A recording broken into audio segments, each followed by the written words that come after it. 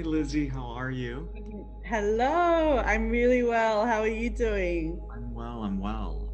Thank you so much for joining me today on Truth, Wisdom, Freedom Conversations. And to those of you who are watching live, thank you for tuning in. And for those of you watching on the replay, just feel free to hashtag replay and to also comment because we don't have to be bound by space and time. So and so I have here with me Elizabeth Anna, or Lizzy, who is the creator of Cheeky Coconuts, which is her brand. And really, I mean, we were talking a little bit about what we even call ourselves these days, and it's really a representation of everything that she stands for. And I met Lizzy a few months ago, and she's really a role model. I mean, she's so active, and she's such an inspiration in sharing what it is that she does and her whole journey from where she's come from to where she is now, and in sharing about living a chemical-free lifestyle and how to find healthy, sustainable, holistic alternatives for mental, for emotional, for energetic, for spiritual, for fitness, all of it. And it's very well rounded. And she's just one of these people that embodies that in her life. And so we're here to talk a little bit about her own journey, and also on the overcoming of certain obstacles and challenges, and just so that it can help you guys to get a sense of where you're at in your own journey. And so I thought maybe we'd start with a little introduction. Maybe you talk a little bit about yourself and your whole journey to get to where you are today. Yeah, well, thank you. Thank you for that introduction. And you know what? Firstly, like life is such a journey, isn't it? Like you think that you get somewhere, then you realize there's a little bit more that we've got to overcome. So my journey really started when I was like 13, 14 years old. And I got medicated for anxiety, for depression, for sleep. And I ended up being medicated for 10 years. 10 full years of full on medication, being hospitalized, being put through the system. And it got to this point where I didn't even know who I was. I lost all of my teenage years, and this led me into my mid 20s. And I just really started to look for different alternatives, right? So that was everything from what we're putting on our skin, from what we're eating, from the water we're drinking, from the kinds of things that I was actually taking, the medication, what effects they can have on our body. And I just looked at different ways that I could start to help my body rebalance naturally. So my philosophy actually went from, okay, I'm on all of this stuff right now, okay, and the doctors are all telling me that I need to stay on this stuff.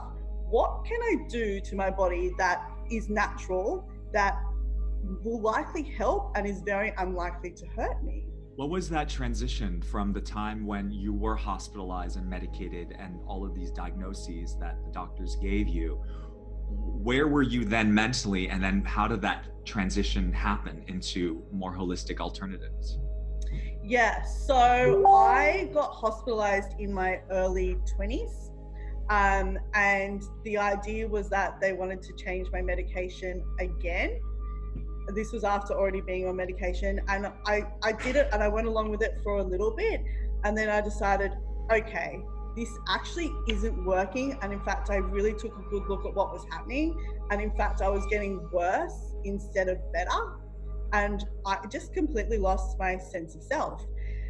I had already started on a healthy holistic journey from the age of about 17 years old. So I went vegan when I was 17. So I had a few years of seeing, wow, when I changed my diet, and back then vegan was basically you just eat whole food, right? It's basically because there was no vegan processed food back in the day when I went vegan. So I was basically eating this whole food organic diet, focusing on nutrient rich food, so lots of juices, lots of really good quality water, and saw the effects that had. And I started to also integrate all these other routines as well. And I was able to be like, okay, I have got all of these tools under my belt so far, and I've seen them work in isolation. What if instead of changing my medication again, I just started to use all these tools that I had already acquired and start to build on top of them. So, from the point where I left hospital to the point where I was medication free was a matter of a couple of months. But that's the way that I chose to do it. And I want to disclaimer this with everyone is a little bit different depending on, what kinds of medication you are on. But that's just what worked for me. And I felt really supported in that, even though it was a really brave decision to do, really supported in what was feeling good with my body at the time. And it was a process, and I would say it took about a year in whole for me to actually start to come back to feeling what we'd call, like, what I would now say is balanced. Yeah.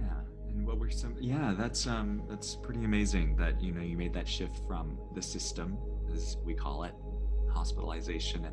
And I think that's kind of it, isn't it? We often people feel like they have to become a statistic. This is the percentage of people that make it through a certain thing. And I mean, you can share as much as you want about what you were Mhm. actually going through and what the doctors actually said was wrong with you or not. But the point is that that there's an idea that's been formed in our head because of what's been told to us, and then there's a choice. 2% of all medical miracles are spontaneous remissions of, right? And that 2% probability is really, I mean, it takes a lot of courage to want to go into this direction, because it means that we become outliers. We become Oh, rebels. We have to you're carve speaking to our own me. path, right? And I see you as someone like that. So do you Mm. want to share a little bit more about any of the, because you talk a lot about mental emotional stigmas, and Yeah. open to sharing about that. Yeah, absolutely. So, a couple of things that are popping into my mind there as you were just sharing what you were sharing, is that I was told I'd have to be medicated for the rest of my life, right? So that is actually what I was dealing with, and that I didn't actually have any other options. And I fundamentally believed that there was something wrong with me. I remember I was so distraught, right? Because, from the age of 13, it's when your hormones start to change. And I was just medicated straight away. And of course, my family had a history of, medical illnesses. One of the first things that they ask is there any anxiety, depression in your family? And are they medicated? And yes, they were. So therefore, you should be medicated as well. And it was really put to me as what the solution was, right? And now I've done so much work on myself, I can see, oh my gosh, that's a band-aid, it's not a solution. So I remember walking into like psychiatrist's office, and like I did freaking everything: psychiatrist, psychologist, CBT, like all of this stuff, all of the people. And I would just be like, fix me, because I felt so broken. I literally felt like I was broken, and this is a story that I've been carrying around my whole life. And so I needed something outside myself to fix me, and the solution that was given to me from the medical system was medication, right? So medication, and it was I really got to my wits' ends with medication because I'd changed that many times. And as I shared before, I was not getting better, I was getting worse. And I just was like, this is not working. It just was not working for me. Yeah. And so I was kind of to that point where, like, okay, cool.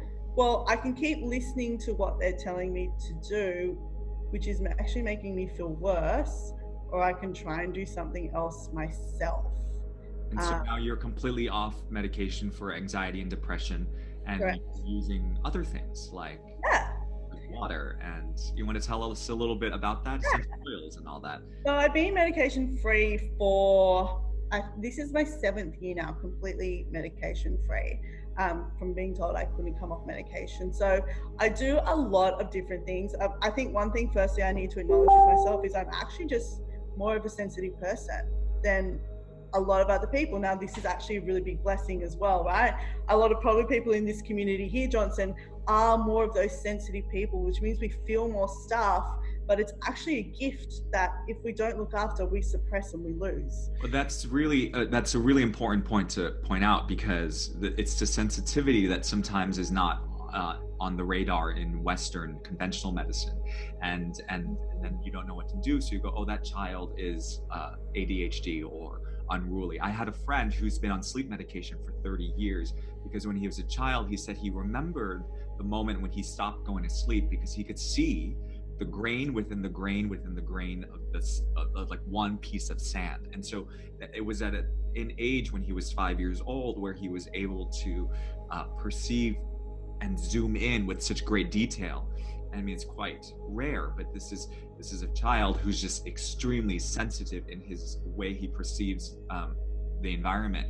And so they drugged him up, and he lost, a lot of that, and he's still a medical mystery because it's the sensitivity to our psychic, our emotional, our intuitive, right? And then we have to make the choice of, okay, thank you for that information, doctor, but do I need it? And then we are the people who have to empower ourselves to make that decision, and you did that. Yeah. And, I completely outsourced everything in my life for so long. Even now, Johnson, I'm working not to outsource decisions and things, because ultimately it comes back to us, and we do have the power to choose, and everything happens, within ourselves, and we can completely control the outcome. So, if we look at the trajectory of, if I was to choose to stay on medication, I wouldn't be here where I am now. Right? And so to bring it back to your question before around what are some of the different things that I do a lot of different things to support myself, knowing that I am just one of those more sensitive people. So I do things. So nature is like one of the biggest things where people come to me, they're like, okay, well, what can I do? It's just like, let's just do the basic things first. So like drinking the right water and connecting with nature and getting out into the sunshine. I mean, they Can are you talk so. a bit about water, all right? Because not a lot of people actually know about how water affects your system. Oh my gosh, that's such a big topic. Very But briefly, yeah, okay. highlights. So top level is that I'm actually quite big on the idea that we need to detoxify our bodies to keep our vessels clear. Again, why? Because for me, I find I'm more connected. I'm far more focused. I can connect in with source, God, universe, far more easily, and I'm in flow when my vessel is clear. So if we're thinking about, just basic forms of detoxification, water is the number one solvent on the planet. Our bodies are 80% plus, whatever study you're looking at, of water. And so if we are not intaking adequate water, we quite simply cannot detoxify properly, and our bodies cannot perform all the chemical reactions that it needs to have us functioning and to have our brain switch on too. Now, the thing about water is not all water is equal. And quite frankly, what's in our taps is toxic. It is so toxic. So from a number of different levels, I'm sure people know there's pharmaceuticals in there, there's fluoride in there that decalcifies the pineal gland. Pineal gland is very important for being able to tap into the source, and to have that clear. It's important for medication, it's important for your intuition. There's chlorine in our water. Chlorine is there to help kill bacteria, but you're drinking that bacteria. So what do you think is happening to your gut? Sorry, not drinking the bacteria, you're drinking that chlorine, which is basically wiping out anything in your gut. And everyone goes on about gut health now, but if you're drinking water that has chlorine in it, you're basically wiping that out from the beginning. Sure. And there's so many autoimmune diseases that are linked to the gut, and there's so much gut related disorders nowadays, and you can't even keep up with the new types of disorders that are coming out because of, right, it starts from the tap. Yeah, and then you've got the fact that it's not structured water. So, if you think about water in nature, where back in the day our ancestors were going to creeks and collecting their water to drink, this water's flowing over streams and over rocks and picking up a charge, and that actually allows our body to superhydrate. Whereas in our taps, it's really angular and structured, and it's just not picking up this charge. So we're actually just not able to properly hydrate beyond the fact that there's all the crap in the tap water anyhow. So it's always like looking at things like, well, what can you remove first? What is likely, what's something that might be harming me, right? So taking that out, and then what are all the beautiful things that you can add back in? And now I use nature's pharmacy to support my body, and this is anytime I've got something going on, I'm like, okay, well, what's a natural alternative that I can reach to first before I have to go try something else? And so I've literally just equipped my home and my lifestyle so that if something goes on, whether that be physical, emotional, or whatever, I'm like, I've got things at hand that I can reach to first. And It's in I your hand. it's in my hand. It's in my hand. I mean, and these things don't go away, Johnson. I don't want to sugarcoat things and pretend like I never experienced anxiety or depression anymore, because that's absolute lie. I've actually been feeling, I think with everything going on, quite anxious recently. Sure. But I'm far more better able to equip with things now to Sure. deal with these things than what I was before. Yeah. Talk a little bit about Nature's Pharmacy. Yeah, I mean, I know you're really big into you just dab some oil on you, and some of your go-to, rituals that you do to help support, your process. Yeah, okay. So nature's pharmacy for me is the plant kingdom, right? So we've obviously got food, herbs, but for me, the most powerful in terms of being able to shift my state really quickly is actually essential oils. And I've been using these particular essential oils for 10 years. I'm like OG in the essential oil world. And the reason that these are so powerful is because they are basically the life force of a plant, right? So they are able to help shift our body both mentally, physically, and spiritually, and they're in our systems in seconds. So for me, the reason I found these particular oils, and I only use Young Living oils because there's a number of different reasons, but they're the only ones that actually work on the level that I'm talking about, is that when I was about 22 when I found these oils, and I'd go to my friend's house, and I was anxious or depressed or just in my own shit, right? And I'd always leave this house feeling really freaking good. I'd just be like, oh my gosh, I don't know what it was, but like the diffusers are going, and I'd be rubbing all these oils on. And I'm like, okay, there's something in this. So I started using these oils because, again, it's not going to hurt you unless you might get it into your eye, right? It's not going to hurt you. And I noticed a shift within myself. So when I decided to transition off medication, I kid you not, my little medication kit, or my little toolkit, I would just carry around a different number of essential oils, usually a blend, different blends. And as I was feeling different things throughout the day, I'd just be like, okay, what is in my little toolkit here that I can reach into and apply, and maybe do some breath work with, or just sit quietly with, or sometimes even not, just smell the freaking bottle and rub it on.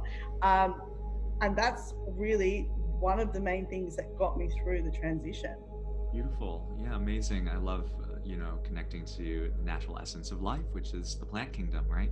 And then you kind of touched on breath work, right? And so when I love breath work, and when I think about breathing, what comes up is that when we actively and consciously breathe, sometimes old toxic stories might come up. So that brings me to the next topic about, what kind of toxic stories did you find yourself detoxing out of your belief systems during your journey? Because it's not only the physical pollutants and toxins, but it's also the mental and emotional ones that we choose to keep. So what are some of the ones that you found kept coming up with yourself and the people in your community?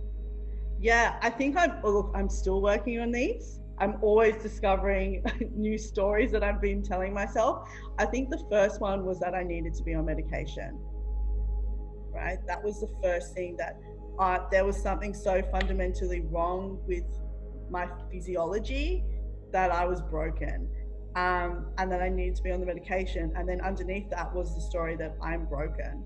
Mm. Like, my body's broken, I need to be fixed. Other things like I need to be fixed outside myself. So constantly looking like I can't fix myself, but maybe you can, Johnson. Like, what have you got? Like, how can you fix me? So, and that was just what kept playing out my whole life, always looking to other systems or other people or whatever, books even, to fix me, but really realizing within myself that no, I'm not, everything comes from within, and it comes down to that choice. Yeah. And I love that because it's you have to empower yourself. I have to empower myself. And we can seek guidance from other people to mirror back to us, but we have to be the ones to make that decision at the end of the day. That's awesome. Cool. Yeah, this has been awesome talking to you. If there's any last minute advice that you'd like to tell people who are watching, if anyone who's watching live, thank you guys for tuning in. If you have any questions about, building your morning ritual, your self care rituals, ask away. Lizzy's here. Yeah, and I think, building your self-care ritual and your routines, what I call routines, like, gosh, sometimes it's so the simplest things. Like, you don't actually realize, guys, if you're not waking up and drinking like half a liter to a liter of water in the morning, it's so simple, but it's so incredibly effective. So just doing these things, and don't try and do everything all at once. It's just like build build on top of one another, right? So you might start with just getting up at the same time every morning, getting outside for 5 minutes and drinking water. Then the next week, you might include some breath work in there or a meditation, even just for like 30 seconds to a minute. When I started meditating, I was literally like, I hate this shit. I'm just going to do 30 seconds to a minute. And then now I can meditate for an hour easily. Yeah. It's about doses. It's Yeah. not going in over your head. Don't bite off more than you can chew, and incrementally add things in so that it's digestible. I mean, we're just so disconnected nowadays. I mean, I had a client that I was working with who refused to go to the bathroom, refused to drink water because she wanted to be more efficient at work. And we have this story that we tell ourselves that if we take away our naturalness, like going to the toilet, drinking water, I'll be more efficient. I get more done, right? And it's that rat race mentality that we really need to, right, get Yeah. right here. Cool. Yes. Thank you so much for being an ambassador of reminding people to be empowered and to, move through these toxic relationships, not just with the environment, right? The toxins themselves, but also within themselves. And if you want to follow Lizzy here, she's Instagram queen. So she's on Instagram and with her handle Cheeky Coconuts. And so follow her, and she always is very inspirational with all her stories and her posts and sharing how she uses and integrates and applies nature's kingdom, nature's pharmacy. So thank you so much for taking this time to tune in with me. And I look forward to connecting with you soon. Thank you so much. And I really want to acknowledge you for everything that you're creating here and how you're showing up for the community and for the whole world. And really just starts with, guys, we can all help inspire just a couple of people. And what you're doing here is, creating all the tools and bringing all the resources together so people can really make some profound changes for themselves. So thank you so much. Thanks, Lizzy.